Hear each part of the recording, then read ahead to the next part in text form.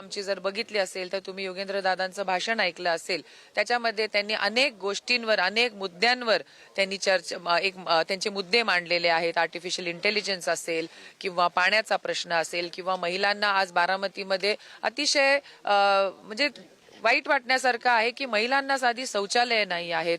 आम्ही ज्या ठिकाणी जातो तिथले लोक सांगतात की बाहेर गावाहून महिला त्यांचा बाजारपेठ असेल किंवा काही वस्तू विकायसाठी येतात, त्याच्यासाठी त्यांना साधं बारामतीमध्ये एकही शौचालय नाही आहे.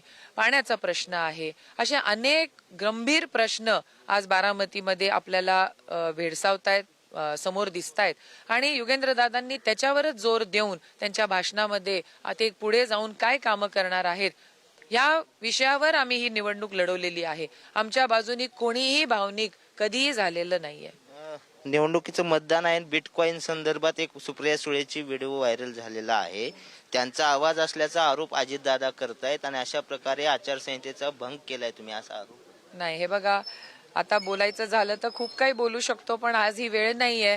कोणी आचारसंहितेचा भंग आणि किती वेळा केलेला आहे हे सगळं तुम्हाला पत्रकार मित्रांना माहिती आहे आणि त्याच्यावरती मी भाष्य करणं योग्य नाही. सुप्रियाताई एक जबाबदार संसद रत्न खासदार आहेत, लोकांच्यातनं निवडून आलेल्या खासदार आहेत. त्या कोणतीही गोष्ट, शेवटी त्यांना पवार साहेबांचं मार्गदर्शन आहे आणि त्या कोणतीही अशी गोष्ट करणार नाही जी इतरांना कुठे काही त्रासदायक असेल. बारामती लोकसभेत 48,000ची लीड होती सुप्रियाताईंना. आता ती लीड पूर्ण करून मला बारामतीकर मोठ्या मताधिक्याने निवडून देण्याचा विश्वास अजित पवार व्यक्त करतायत.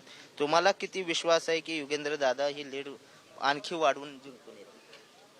ज्या पद्धतीने आपण सगळीकडे उत्साह पाहताय, कार्यकर्त्यांचा जोश आहे, सगळी तरुणाई आज उतरलेली आहे, ज्येष्ठ आहेत, सगळ्यांनीच आज खरं तर सर्वसामान्य जनतेने आज ही निवडणूक हातामध्ये घेतलेली आहे आणि सर्वांनाच तुतारी वाजवायची आहे आणि तुतारीच वाजणार हा माझा दावा आहे.